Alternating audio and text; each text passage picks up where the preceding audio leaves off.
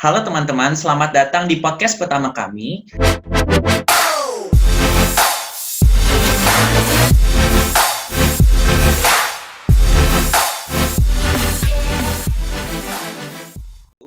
Pada kesempatan ini, kami mengambil topik mahasiswa, ambisi, dan cita-cita. Perkenalkan, saya Hafiz Hidayati Saputra. Halo teman-teman, perkenalkan saya Rani Nur Aini. Halo semuanya, saya Vika Nur Islamia. Untuk yang pertama, kita akan membahas tentang mahasiswa. Jadi izinkan saya memperkenalkan juga teman-teman saya yang di samping ini. Malam ini kita inisiasi karena kita melihat bahwasanya banyak ide-ide yang kami miliki. Ide-ide yang bisa kita sampaikan. Apalagi di saat pandemi kali ini, kami percaya bahwa topik-topik yang seperti ini butuh dan sangat penting untuk kita bagikan. Nah, jadi untuk kesempatan pertama, kami akan membahas tentang mahasiswa. Jadi terkait mahasiswa, mungkin kita semua di sini mungkin sedang merasakan gejolak ya, karena ini di saat pandemik dan banyak yang merasakan jadi kuliah online dan segala macam. Tetapi marilah kita anggap bahwa ini masih saatnya kuliah normal lah, kurang lebih seperti itu. Nah, kita tahu kan bahwa Nini kan berprestasi kayak gitu, kita ketahui. Dan Vika juga berprestasi kayak gitu. Tetapi dalam konteks ini banyak yang menanyakan bahwasanya mungkin bertanya-tanya menurut seorang Rani Nur Aini yang memiliki banyak prestasi dan juga seorang penyiar, mahasiswa itu apa sih kan definisinya? Kalau ngomongin mahasiswa sih ya, sebenarnya kalau ngomongin mahasiswa tuh berasa kayak lagi ngomongin diri sendiri gitu loh, diri sendiri, teman sebaya, terus juga sama kan Hafiz juga sebagai mahasiswa S2, terus Vika juga sebagai alumni dari S1 yang mau lanjut lagi ke S2 insya Allah ya kan Teh? Benar sekali. Dan kalau misalkan dibilang berprestasi sih aku juga nggak tahu ya berprestasinya sebelah mana gitu. Kalau misalnya berprestasi mah jauh lah ya sama Teh Vika sama Pak Hafiz. Oh my God. Tapi kalau misalkan kita bahas mahasiswa sih emang apa ya, banyak sih definisi yang bisa bisa diartikan bahwa mahasiswa itu apa gitu. Kalau misalkan kita lihat secara baik-baik sih memang mahasiswa itu kan kita tahu ya kalau misalnya mahasiswa itu agent of change, sebagai agen perubahan, terus juga sebagai kontrol sosial, terus juga sebagai generasi penerus bangsa dan lain sebagainya. Dan sebenarnya tipe-tipe mahasiswa itu juga banyak banget. Kalau kita ngomong mahasiswa itu apa sih? Ya sebenarnya mahasiswa itu masih dengan masih dengan siswa sebagai pelajar gitu, cuman dengan tingkatan yang lebih di atasnya lagi gitu. Kita sebagai pelajar tapi lebih terbuka segala macam dari mulai pikiran dan lain sebagainya. Jadi kita bisa menentukan arah hidup kita sendiri tuh udah kayaknya mulai pas dari mahasiswa ini gitu. Ada banyak sekali perbedaan-perbedaan yang dirasakan walaupun sama-sama pelajar ya, konteksnya kayak misalkan pelajar SMP, SMA itu kan sama-sama pelajar. Dari SMP ke SMA itu sebenarnya perubahannya juga nggak terlalu banyak kan, masih sama-sama belajar, dan ke kuliah juga masih sama-sama belajar. Cuman kalau misalkan dari SMA ke kuliah itu tuh kayak apa ya, siswanya tuh udah jadi mahasiswa kayak gitu, kayak ada sesuatu yang berbeda gitu ketika menjadi mahasiswa. Kalau menurut Tevika gimana? Kalau menurut aku ya, mahasiswa itu mahasiswa itu manusia yang lagi ada di puncak-puncaknya masalah. Soalnya beneran semua orang-orang pada anak-anak ya, teman-teman aku pas waktu SMP, SMA tuh pada pengen enak ya jadi mahasiswa. Ekspektasinya tuh kayak tugasnya dikit, mainnya banyak, kenyataannya tugasnya banyak, mainnya dikit, yang ada stres duluan. Belum lagi dosen yang paling susah banget ditemuin, diajak konsul atau lain sebagainya, atau enggak. Zaman-zaman mahasiswa itu zaman-zaman kita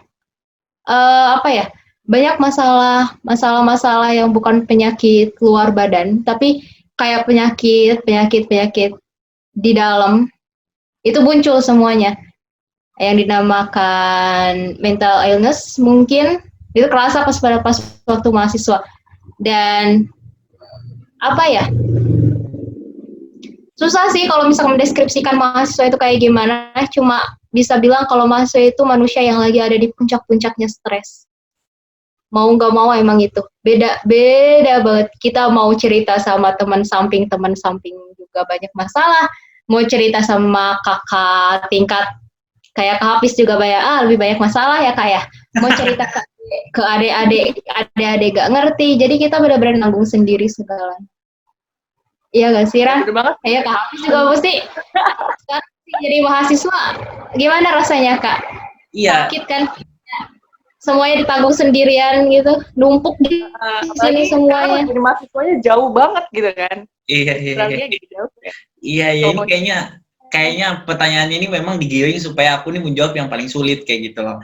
Tetapi sebelum aku gilir lagi yang membedah kalian, aku percaya sebenarnya mahasiswa itu sebenarnya sama kayak kata Rani tadi bahwa kita nih mahal kayak gitu loh. Berarti ini kita di tingkatan tertinggi.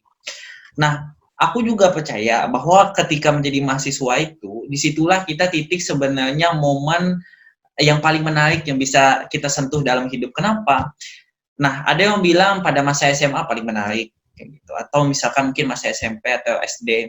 Tetapi ketika kuliah, itu kita benar-benar bebas. Misal mau nongkrong, hahaha tidak masalah. Santai mungkin bersama Vika mengitari alun-alun juga tidak masalah, begitu kan? Atau misalkan santai di Moteka makan Indomie juga tidak masalah, kayak gitulah teman-teman. Tapi yang menariknya sebenarnya yang kutangkap dari kalian ini, atau bisa kutangkap tentang mahasiswa itu adalah sebenarnya mahasiswa itu disitulah kita bisa menjadi bebas kayak gitu loh. Karena kita memiliki sayap kita tinggal di kos, tidak ada yang menahan segala macam. Jadi sampai aku ingat dulu waktu pertama kali masuk, kira-kira tahun 2015 itu, mahasiswa itu ada dua tipenya. Tapi ini bisa kita berdiskusi lagi, ada dua. Ya satu, kita bisa menjadi mahasiswa yang suka jalan-jalan, berarti traveling all the way, atau kita bisa menjadi orang yang fokus dalam bidang akademik. Nah, yang sakti itu adalah yang menggabungkan keduanya. Nah, siapakah manusia sakti itu? Mungkin Rani bisa menjawab. Nah, izinkan aku bertanya dong, kayak gitu. Aku ingin bertanya, apakah menjadi mahasiswa itu mengubah sosok seorang Rani Nuraini kayak gitu? Apakah Jogja mengubah seorang Rani?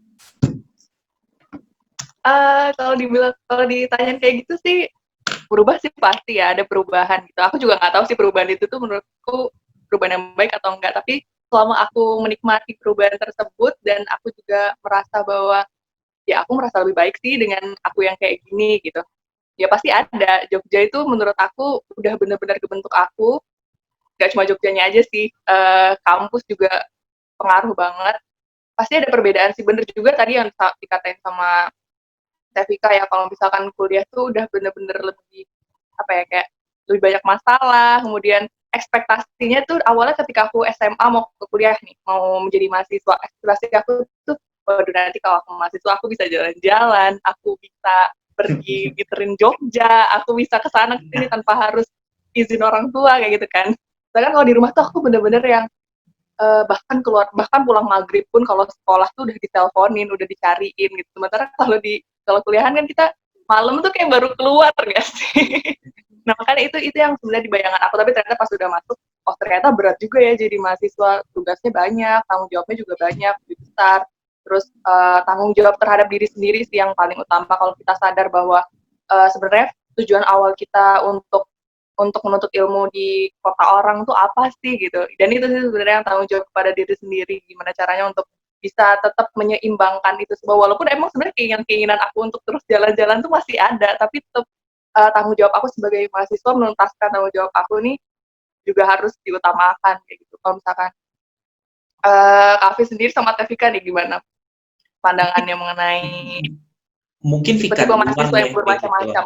Nah, aku ingin menambahkan karena kan aku kenal Vika kan. Jadi kan sewaktu Vika pertama kali datang ke salah satu ruangan waktu interview organisasi itu kan aku bertanya. Jadi apa aku atau temanku kayak gitu.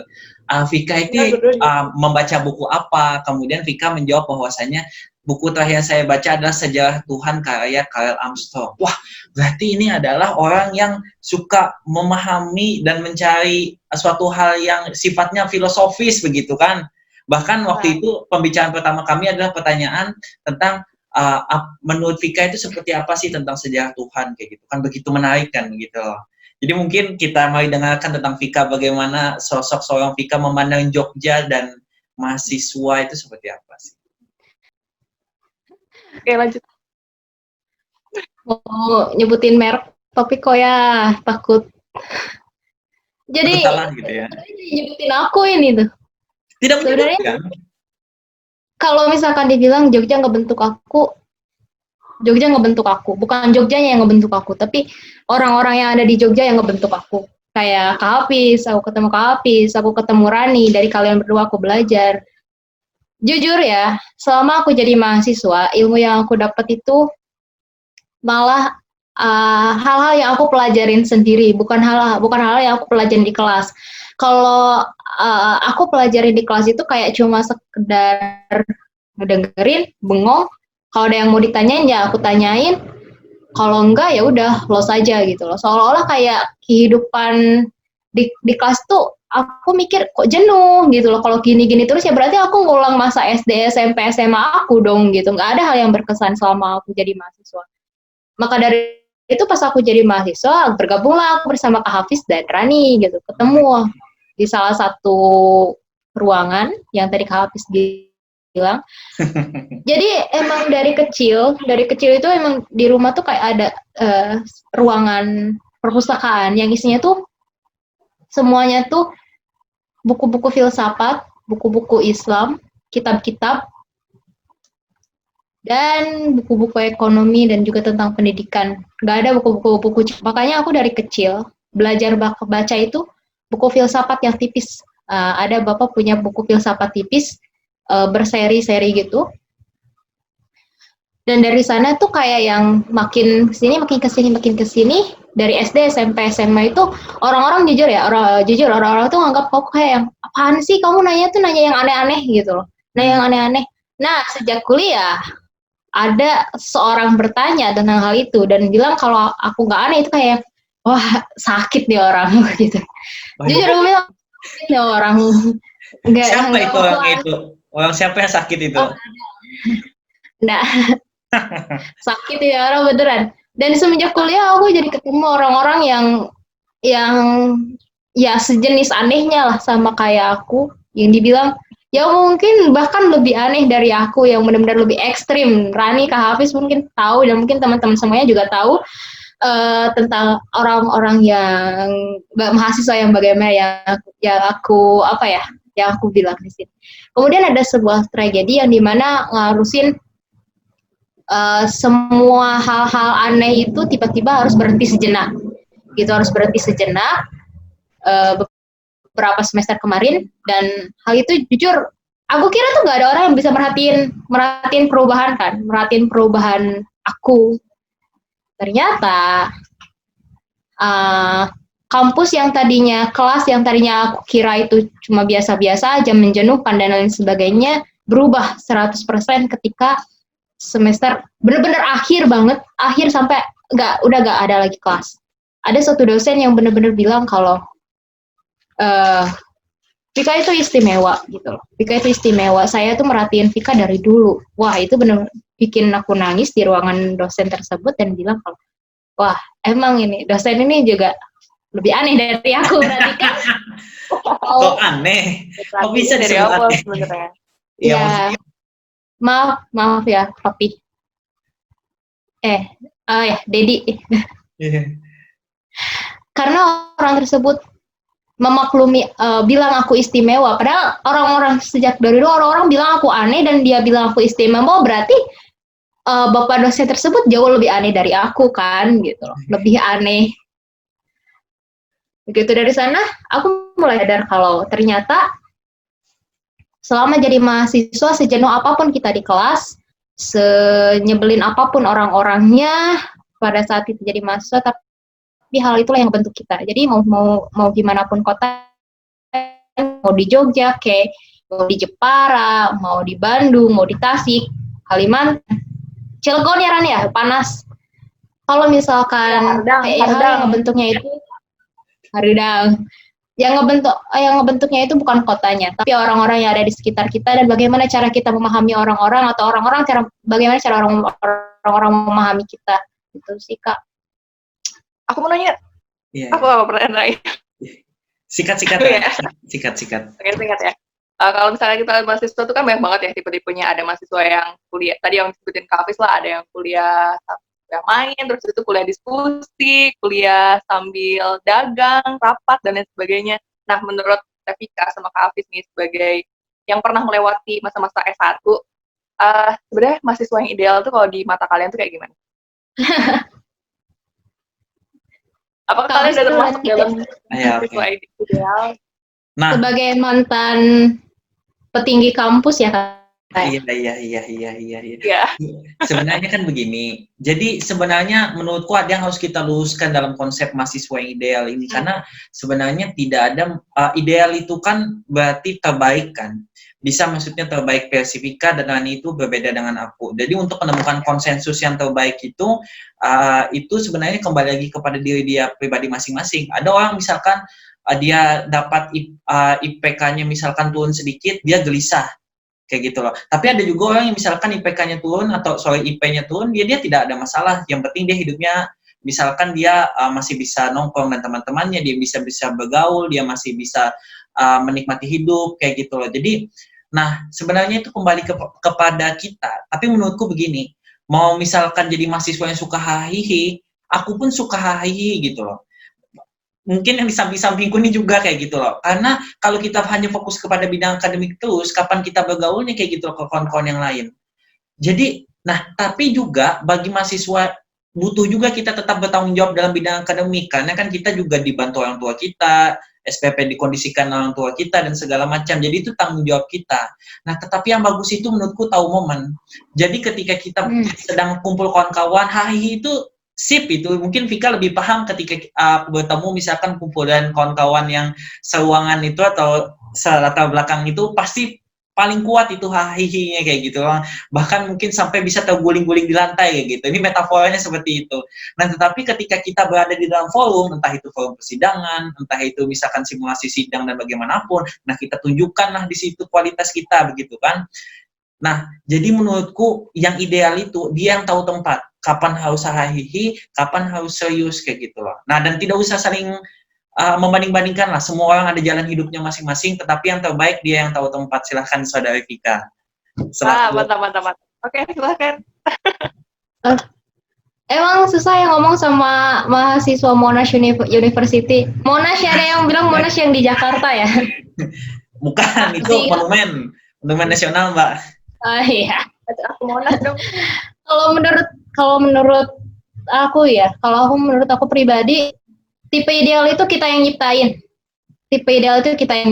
Jadi kalau misalkan tipe ideal aku tuh sama yang kayak Kak Hafiz bilang tadi, orang yang tahu tempat. Karena emang mungkin gara-gara kita terlahir atau terbentuk dalam satu lingkungan yang sama ya Kak Hafiz ya. Iya, bisa kita sebut seperti itu. Ya, jadi agak risih ketika ada satu mahasiswa yang tidak bisa menempatkan dirinya di tempatnya gitu loh. Ya, Rani juga paham kayak gimana. Yang dimana kita harusnya bercanda terus dibawa serius. Pada saat kita harusnya serius dibawa bercanda, kan ya harusnya paham-paham dikit lah gitu. Kayak gimana. Mahasiswa ideal tuh yang kayak gitu. Yang mau itu mahasiswa kupu-kupu, mau itu mahasiswa yang mahasiswa diskusi, kuliah diskusi, atau mungkin mahasiswa dagang, yang kuliah dagang danusan Risol Mayo, atau mungkin kuliah organisasi. Kalau misalkan menurut aku kuliah mahasiswa yang ideal tuh mahasiswa yang tadi Kak Hafiz bilang, yang bisa menempatkan suatu pada tempatnya. Tapi sebelum kita berlanjut membahas tentang ambisi begitu ya, sebenarnya aku mengucapkan juga salut untuk kawan-kawan yang misalkan bekerja di divisi Danus begitu, apalagi yang menjual risol dan segala hal yang lainnya. Karena kenapa? Walaupun kita itu ibarat kata tiap hari bertemu dengan mereka, walaupun kita tiap hari makan risol, hal itu kita rindukan sekarang. Aku mungkin merindukan kawan-kawan yang menjual danusan risol, danusan apapun makanannya, kayak gitu, tahu bulat lah segala macam, tahu bakso segala macam. Yang penting, karena itulah momen, itulah jadi mahasiswa kayak gitu loh. Kita mungkin di saat itu kita taking for granted ya, capek gitu loh, apalagi jadi danus, mungkin jadi supir pick up, mungkin Vika harus angkat tikar dengan motor kalau ingin melaksanakan diskusi, mungkin Rani harus menyiapkan mic yang rusak, yang mic yang sering kita pakai yang rusak itu loh. Nah itu kan, tapi itulah yang kita rindukan begitu. Mungkin kayak gitulah kira-kiranya. Salut lah buat kawan-kawan divisi Danus lah intinya. Dan pekap. Oke. Semuanya lah ya. Jadi memang mahasiswa ideal itu sebenarnya balik lagi sih dari sudut pandang kita masing-masing gitu ya, Kak Hafiz sama Teh Vika. Soalnya kan banyak sekarang tuh mahasiswa tuh kadang merasa bingung gitu loh dengan dirinya sendiri, kok aku masih begini aja, sementara orang lain kok udah luar biasa kayak gitu. Sebenarnya itu balik lagi sama diri kita masing-masing gitu kan ya. Ini kayaknya pesan buat ini deh, pesan buat adik-adik yang mau masuk kuliah sesuai dengan rektor kita yang sudah mulai mendemonstrasikan kan, menarik mahasiswa bisa masuk ke universitas kita. Tolong adik-adik ya, jangan sampai mikir kalau kuliah itu enak bisa hahi terus, enggak, tapi bisa menempatkan sesuatu di tempatnya. Aduh, susah banget ngatur waktu, ngatur jadwal, nikmatin. Iya. Tapi nanti setelah lulus rindu lagi gitu loh masuk kuliah. Ya itulah kita kan kuliah pengen libur pengen kuliah. Nah itulah menariknya. Nah mungkin kita lanjutkan kan ke tahap topik selanjutnya, itu terkait ambisi. Nah ini terkait sekali dengan mahasiswa begitu.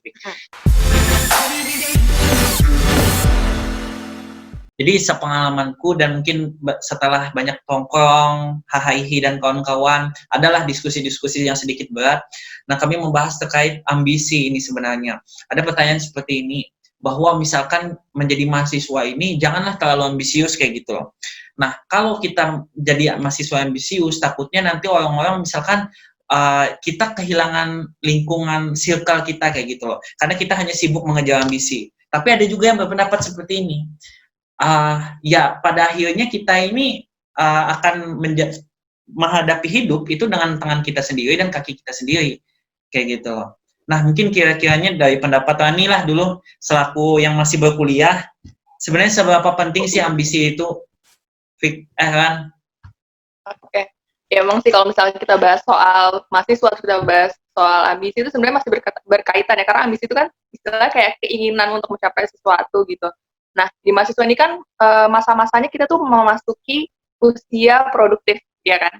Nah, di mana kita tuh semangat kita tuh masih menggebu-gebu, bener-bener pengen mencapai sesuatu, pokoknya dengan usaha semaksimal mungkin. Nah, tadi kalau misalkan Kak Hafiz bilang ada orang yang ngomong kalau misalkan mahasiswa tuh nggak usah berambisi banget deh, nggak usah ambisius banget deh. Aku juga sering denger kayak gitu. Misalkan, ya anak ini kok ambis banget sih, ambis kayak gitu. Yang menyebabkan kalau misalkan kita terlalu ambis, kita tuh jadi kayak egois gitu loh, jadi nggak mementingkan lingkungan sekitar gitu kan.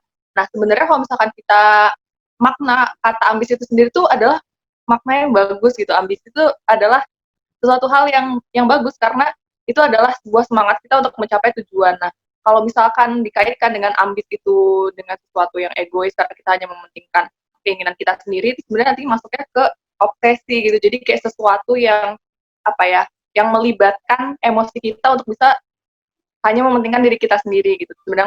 Sedangkan kalau ambisi itu semangat kita untuk mencapai tujuan kita gitu, tapi tanpa melupakan orang-orang yang di sekitar kita. Jadi sebenarnya gimana caranya untuk bisa menyeimbangkan lah, apalagi kan kalau misalkan dikatakan mahasiswa tuh emang bener-bener masa-masanya kita punya ambisi yang besar dan perlu juga kita seimbangkan dengan lingkungan kita. Saya yakin sih pasti kalau misalkan Teh Vika terus sama Kak Hafiz ini juga punya ambisi yang sangat besar sampai mungkin Kak Hafiz sekarang juga udah bisa kuliah di sana gitu kan, di luar, dan Teh Vika juga mau lanjut lagi. Jadi memang sebenarnya ambisi ini akan menjadi suatu hal yang bagus dan luar biasa kalau kita bisa bisa memanage lah dengan baik. Kalau dari Teh Vika gimana? Atau dari Kak Hafiz dulu deh? Hafiz dulu atau Teh Vika bebas? Vika aja dulu, Vika. Oke. Kita sweet aja gimana? Vika yang lebih pengalaman. Kalau aku jujur ya, kata ambis itu memang bagus, beneran bagus banget artinya. Tapi hal yang paling mengganggu aku tuh kata ambis itu sendiri, yang dimana teman-teman aku rata-rata nih ya, rata-rata ya yang aku alamin sekarang. Teman-teman ambis aku itu ya benar-benar teman-teman yang annoying lah, paham gak sih, yang kayak ya udah pokoknya harus gue yang paling bisa, harus gue yang paling berhasil, yang paling dirasain sama Mas Show ya. Mungkin nggak tahu sih ya, tapi ini kayak aku ngerasainnya kayak gitu. Orang-orang ambis yang ada di sekitarku tuh kayak gitu, kebanyakannya tuh mementingkan dirinya sendiri, bahkan kayak yang dia rela buat ngejelek-jelekin temen-temennya sendiri gitu demi ngedapetin apa yang dia pengen.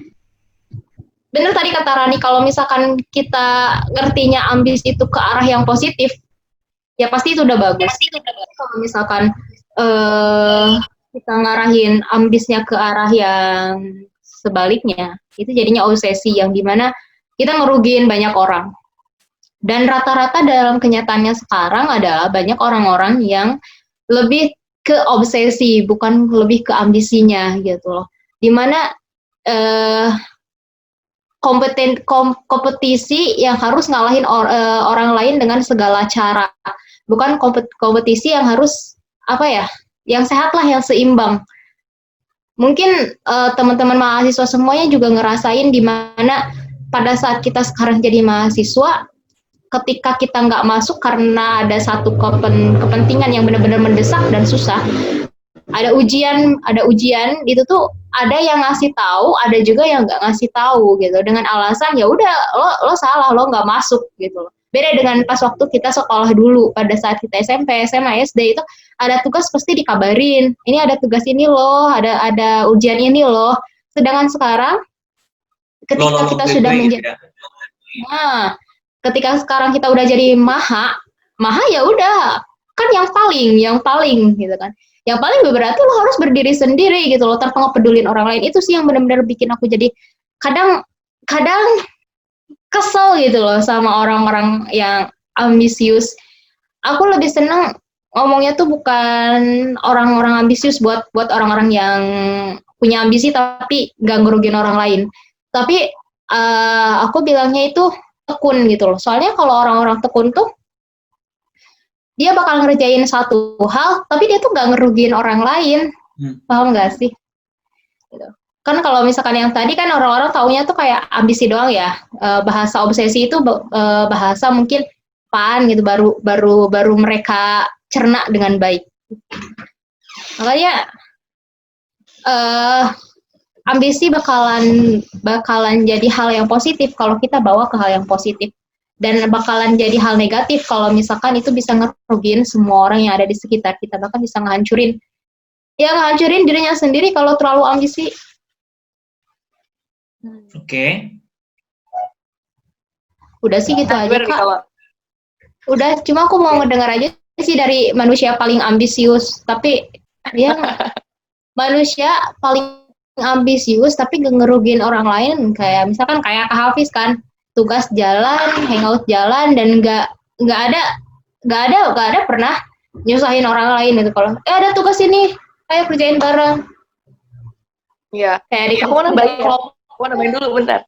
Iya. Sebenarnya emang ambis itu tuh kalau misalkan ya itu tadi yang kata Tevika bilang, dengan orang-orang yang seperti itu mungkin jadi kata ambis ini jadi konotasinya kurang baik kayak gitu. Padahal kan ambisi sendiri itu kan adalah sesuatu hal kayak semangat kita untuk mengejar sesuatu, hasrat kita untuk mengejar sesuatu kayak gitu. Nah, bener banget kalau misalkan ambisi ini bisa kita bisa kita kelola dengan sebaik-baiknya, itu akan menjadi luar biasa gitu. Jadi orang tapi jadi banyak juga mahasiswa yang sebenarnya mereka tuh ambisi bagus banget gitu loh.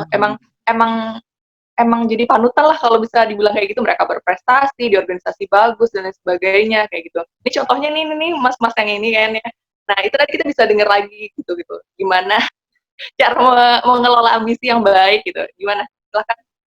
Justru mau tambahin. Jadi ya mungkin kalau kalian dengar nanti mungkin maba mungkin begitu ya. Jadi aku sedikit singkatnya kayak gini. Jadi mungkin aku, Vika dan Nani ini bersatu di bawah salah satu nama yaitu PKSP kayak gitu kan, Pekan Keilmuan Sosial Politik. Ada sejarah besar yang ada di dalam situ. Jadi waktu aku pertama kali di waktu itu diamanahi waktu itu menjadi penanggung jawab di PKSP, waktu itu aku masih maba yang tidak tahu apa-apa. Maksudnya karena itu masih semester 1, kami tidak tahu apa-apa, bahkan waktu itu Motek pun belum ada, jadi saya masuk itu Motek belum ada ya kawan-kawan, jadi Motek 7, 8, dan 9 itu hadir di semester 2. Nah, dan rapat pertama aku dan Vika setelah di bawah tempat itu kami makan di Motek bersama. Saya masih ingat itu. Nah, jadi begini, Bang, kalau saya memang jadi penanggung jawabnya, saya mohon dibantu. Nah, waktu itu aku bilang lah, waktu itu dengan seniorku itu, kemudian dia bilang, ya kami akan membantu. Ada momen waktu itu terasa seperti ini. Jadi waktu itu tidak ada duit untuk makan. Nah, kemudian dengan bahasa sedikit kode-kode, tapi memang juga adalah sedikit harapan untuk dibantu, beliau membantu. Di situ aku sadar bahwasanya kita tidak bisa hidup sendiri di sini. Di kampus kayak gitu loh. Kalaupun orang lain tidak membantu kamu, minimal kamu bantu orang lain, karena kamu pasti juga pengen juga dibantu. Nah, setelah itu aku yang menganggap bahwasanya mungkin aku bisa sendirian aja nih di Jogja kayak gini. Tapi ternyata ada teman-teman, jadi aku berbeda kayak gitu loh. Dan itu juga aku terapkan ketika aku dan Vika, ketika Vika masuk kampus dan kami bekerja bersama. Aku berusaha sebaik mungkin, walaupun aku nih orangnya lucu juga gitu loh. Mungkin Ani ini terlalu memuji gitu loh. Karena aku nih terlalu sering ketawa-ketawa, nggak juga sih terlalu sering. Jadi di momen penting pun ketawa-ketawa kayak gitu. Heran juga aku. Bahkan ketika waktu itu momen sangat penting, sempat juga aku tertawa kayak gitu loh. Jadi ada. Nah, tapi kalau terkait ambisi, aku punya target seperti ini. Jadi jangan, aku minimal lah ya Allah kataku, bisalah ini target untuk punya selendang kumlot kayak gitu loh. Aku walaupun kalian, maksudnya aku tidak menyatakan bahwa kumlot langsung bisa jadi orang hebat, tidak juga. Nah, tetapi ketika aku bertarget seperti itu satu aja targetku. Aku berpikir, ya Allah, bismillah, ketika lulus nanti orang tuaku misalkan melihat aku menggunakan selendang itu, setidaknya mereka merasa tidak sia-sia menyekolahkan aku. Nah, tetapi aku ingat, pintar, tetapi kita misalkan tidak memiliki teman, tidak memiliki relasi, kita ingin berprestasi tetapi tidak, misalkan malah menindas orang, itu kita mungkin bisa jadi orang pintar, tetapi ada pertanyaannya, ketika kita dikubur, kita tetap membutuhkan orang. Orang paling pintar, paling kaya, tidak bisa menguburkan mayatnya sendiri. Nah, tetapi orang yang banyak temannya, dia pasti akan dibantu. Nah, jadi aku kira-kira seperti itu. Kita boleh bermimpi setinggi mungkin, tapi ingat, pada akhirnya kita kembali, kita butuh kawan kayak gitu loh. Jadi ya, apa gunanya pintar, tetapi hidup kita tidak bermakna, tidak memiliki kawan-kawan. Ya, Rani dan Vika ini adalah sahabat-sahabat lah, yang kita walaupun misalkan lama tidak berkomunikasi, tetapi sekali berkomunikasi langsung akrab. Nah, itulah kita ya tidak sadari. Mukanya langsung berbeda aja ya, mukanya langsung berbeda. Kayak ada mau disampaikan yang dilebih-lebihkan gitu kan, padahal nggak ada sih. Silakan Vika. Jadi balik lagi ke aku ya. Pokoknya kalau misalnya kita ngebahas masalah ambisi, berarti kita ngebahas tentang tadi target ya Kak ya. Target. Sebenarnya ambisi itu salah nggak sih, Vi? Karena aku bilang sebenarnya ambisi itu nggak salah juga. Kita butuh memiliki target, tetapi caranya. Jadi ambisi itu kayak pisau.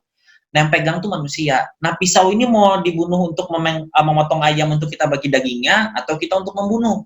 Nah, kan kira-kira itu menurutku. Tapi menurut Tika seperti apa? Biasa sekali. Bener. Kalau misalkan aku mikir juga, kenapa aku mikirnya bukan ambisi ya ke orang itu, kenapa aku mikirnya tekun, karena target itu, ketika ada orang tekun ngejar target, dia bakalan fokus sama tujuannya tapi nggak ngelupain orang lain, nggak ngeganggu orang lain. Makanya tadi bilang aku lebih suka pakai bahasa tekun, bukan ambisius gitu. Berarti terminologi. Terus kalau misalkan silakan. Terminologi aja ini. Analoginya pisau, ketika ngarahnya balik si mata pisau ngarah ke diri kita, mati dong Kak. Iya benar. Iya bisa juga. Ketika ambisi itu, iya benar. Iya. Ketika ambisi itu balik nyerang kita, bukan orang lain yang bakal mati, tapi kita yang bakal mati. Udah kita gen orang lain, sosok gak butuh orang lain, dan tiba-tiba si ambisi itu berbalik ke diri kita, jadi bumerang kita mau pegang ke siapa gitu. Seenggaknya masih ada Tuhan lah ya. kalau dia masih punya Tuhan. Kalau enggak, ya udahlah, hancur. Pentingnya apa ya? Bersosialisasi yang baik, pentingnya tahu bahwa manusia itu makhluk sosial. Juga pentingnya punya teman. Salah satu dosen sering banget bilang, kamu itu harus punya teman, soalnya pada saat kamu ngerjain skripsi, yang ngebenerin typo kamu, yang ngebenerin halaman kamu, latar belakang dan lain sebagainya itu bukan dosen duluan, tapi teman kamu duluan. Sekarang kalau orang ambisius gak punya teman, siapa yang bakal ngebenerin? Iya benar juga. Aku ada pertanyaan terkait skripsi ini. Apakah nama kita ini apakah masuk gitu loh di lembaran persembahan dia? Ya tidak kan?